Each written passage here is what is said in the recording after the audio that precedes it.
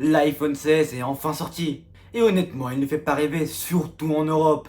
Malgré quelques améliorations comme la puce A18 et le bouton de contrôle de la caméra, il manque cruellement de nouveautés marquantes. Le design reste pratiquement inchangé par rapport à l'iPhone 15, et l'absence d'un écran 120 Hz est décevante pour beaucoup.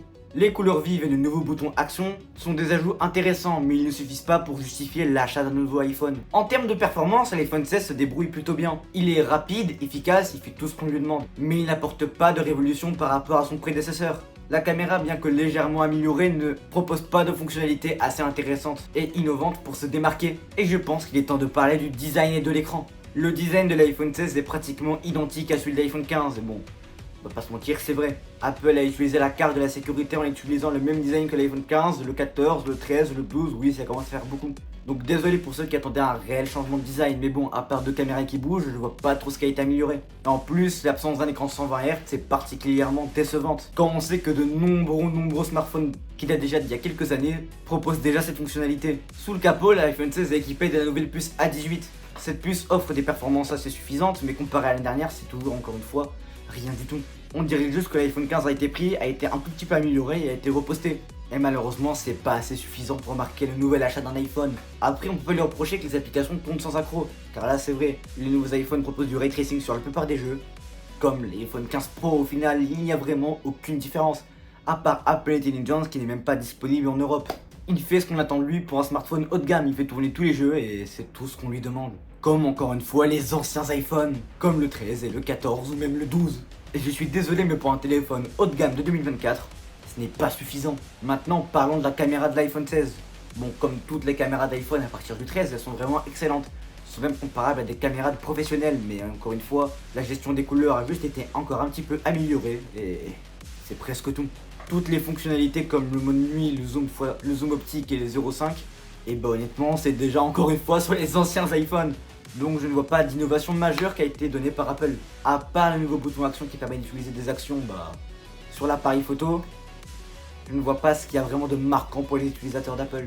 Et désolé pour ceux qui attendaient des innovations majeures. Il faudra attendre l'année prochaine ou encore l'année d'après. Et maintenant parlons du sujet qui fâche, Apple Intelligence. Et bah honnêtement, on ne l'a même pas en France, en fait dans toute l'Europe.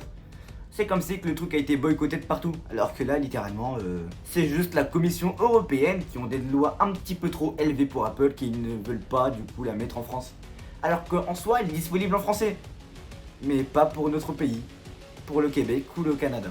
Mais bon, je vais devoir quand même parler des nouveautés de l'IA parce que sinon la vidéo serait un petit peu trop courte. L'IA permettra d'améliorer les photos en temps réel et de changer quelque chose dans les photos. Comme par exemple supprimer un objet, supprimer une personne, mais bon, ça reste encore assez accès bêta.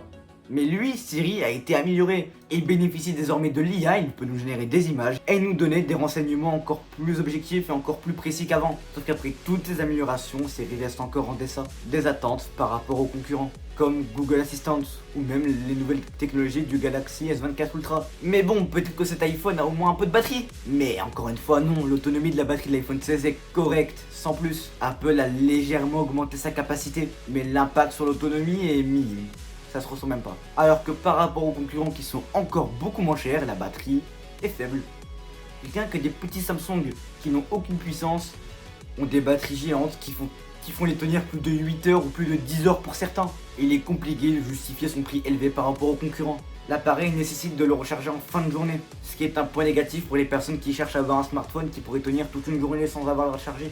Donc en résumé, l'iPhone 16 semble être une petite amélioration mineure de l'iPhone 15, qu'une véritable évolution. Et surtout pour les utilisateurs européens qui ne peuvent même pas utiliser Apple Intelligence. Et en plus, il est difficile de justifier son prix par rapport aux concurrents. Je trouve vraiment que Apple sont pas suffisants pour ce qu'ils font cette année.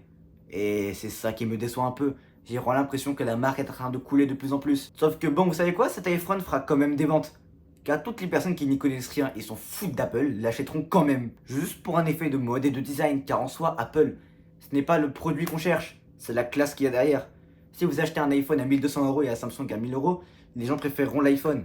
Car pour eux, l'iPhone est comme un objet de luxe. Alors qu'en réalité, à l'intérieur, c'est pas trop ça. J'ai même envie de dire qu'un téléphone à 200€ est encore peut-être meilleur qu'un iPhone. Et ça, franchement, il y a 2 ans, tu m'aurais dit ça, je n'aurais réellement pas cru. Donc désolé Apple, je n'achèterai pas votre iPhone, j'aime bien mon 14 Pro. Et en plus, je tiens à préciser que pour ceux qui ont Apple Intelligence sera disponible sur les iPhone 15 Pro.